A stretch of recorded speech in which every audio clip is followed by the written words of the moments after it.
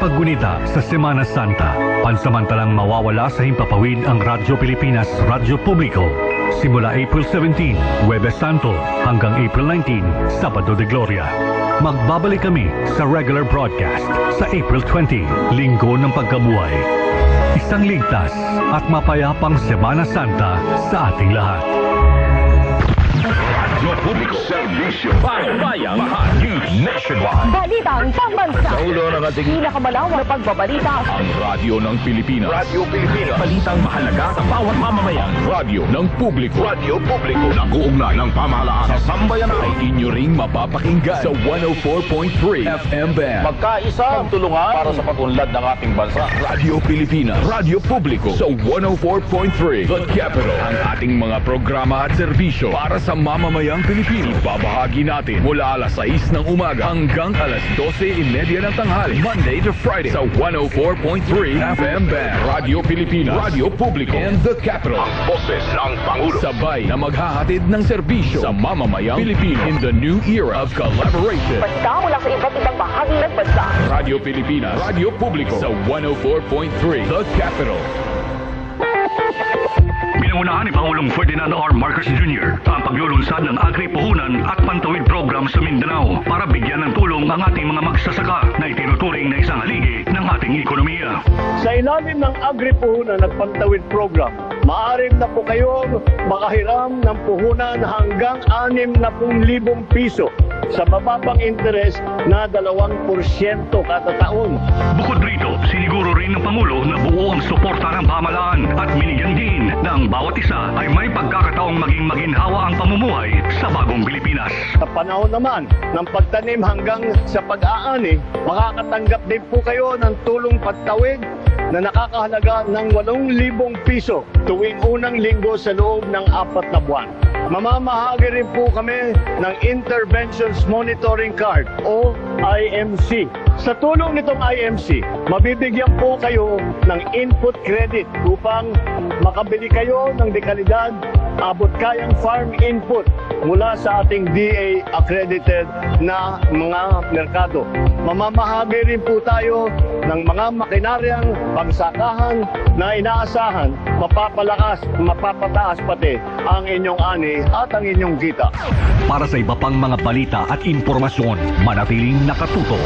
Tapat sa pag-uulat, Radyo Pilipinas, Radyo Publiko, 738. This is a public service announcement. Maging handa sa oras ng sakuna. Para sa iyo at sa iyong pamilya, laging siguruhin. Go Bag ay nakahanda at naglalaman ng mga sumusunod. Ilang pirasong damit, ready-to-eat na pagkain at inuming aabot ng 3 araw. Personal na gamit para sa inyong hygiene. First aid kit kabilang ang alcohol, bandages, gamot sa lagnat, ubo at sipon, pati na rin ang inyong vitamins at maintenance medicines. Maglagay ng pito, flashlight, lighter o posporo. Huwag kalimutan ang mga charger o power bank. At higit sa lahat, isama ang mga importanteng gamit gaya ng inyong mga legal na dokumento, IDs, ATM o passbook, insurance at iba pa. This is a public service announcement. Public service announcement from PBS, Presidential Broadcast Service, and Radyo Pilipinas. This is a public service announcement. Sa nararanasan nating matinding init ng panahon, maging ligtas at iwasan ang heat exhaustion at heat stroke. Regular na uminom ng tubig. Magsuot ng light-colored, presko at maluluwag na damit. Siguruhing may sapat na ventilasyon ang inyong mga tahanan. Maligo para mapreskohan ang katawan. Basahin na malamig na tubig ang balat kapag nagsimulang makaramdam ng pagkahilo o pag-init ng katawan. Kung maaari, huwag lumabas sa mga oras ng pinakamainit na sikat ng araw, partikular sa pagitan ng alas 11 ng umaga hanggang alas 3 ng hapon.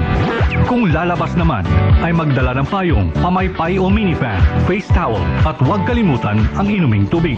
Kapag nakaramdam ng pagkahapo, matinding pagkahilo, panghihina o may kakilalang nawala ng malay dahil sa init ng panahon, agad na magtungo at humingi ng tulong sa pinakamalapit na health facility sa inyong lugar. This is a public service announcement. Public service announcement from PBS, Presidential Broadcast Service at Radyo Pilipinas, Radyo Publiko, 738. Serving the Republic of the Philippines for more than 75 years. Ito po ang Presidential Broadcast Service. Ito ang Presidential Presidential Broadcast Service Radyo Pilipinas. Radyo Publiko ng Bagong Pilipinas para sa Bagong Pilipino. Naghahatid ng mahahalagang balita at impormasyon na uugnay ng pamahalaan sa sambayanan. Tulay sa himpapawid ng serbisyo publiko. Radyo Pilipinas. Radyo Publiko. Ang boses ng Pangulo. Sa Mega Manila, 738. Radyo Pilipinas. Radyo Publiko.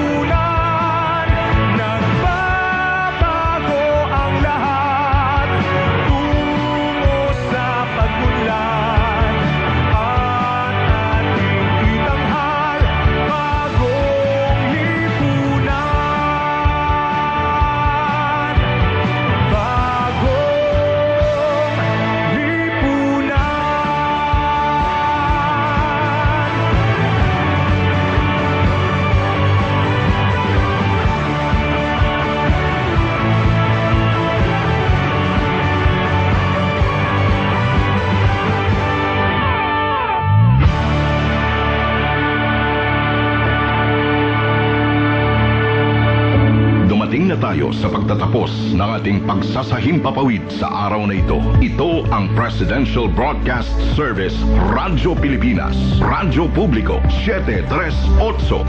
Ang aming studio ay nasa 4th floor ng Media Center Building, Visayas Avenue, Quezon City. Ang aming 50 kilowatt transmitter ay matatagpuan sa Marulas, Valenzuela City. Ang Radyo Pilipinas, Radyo Publiko ay pinangangasiwaan ng mga electronics and communication engineers at technicians. Pawang lisensyado ng National Telecommunications Commission. Rodentor Domingo, PECE 0001385. John Alvin Pelgone, ECE 0064790. Jo Marie Refarial, ECE 0070984. Rachel Joy Tinidan, ECT 0023775. Maria Teresa Segovia, ECT 0026682. At Marvin Toledana, ECT 0019489. Radyo Pilipinas, Radyo Publiko 738 kHz is now signing off.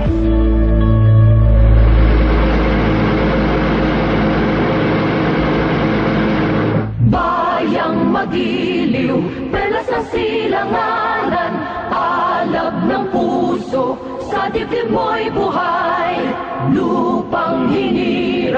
duyan ka ng magiting sa manlulupig. Di ka pasisiil sa dagat at bundok, sa simoy at sa langit mong bughaw. May dilagang tula at awit sa paglayang minamahal. Ang kislap ng watawat mo'y tagumpay na nagniningning. Ang bituin at araw niya kailan pa may di magdidilim. Lupa ng araw ng walhati pagsinta, buhay ay langis sa piling mo. Aming ligaya na pag may mga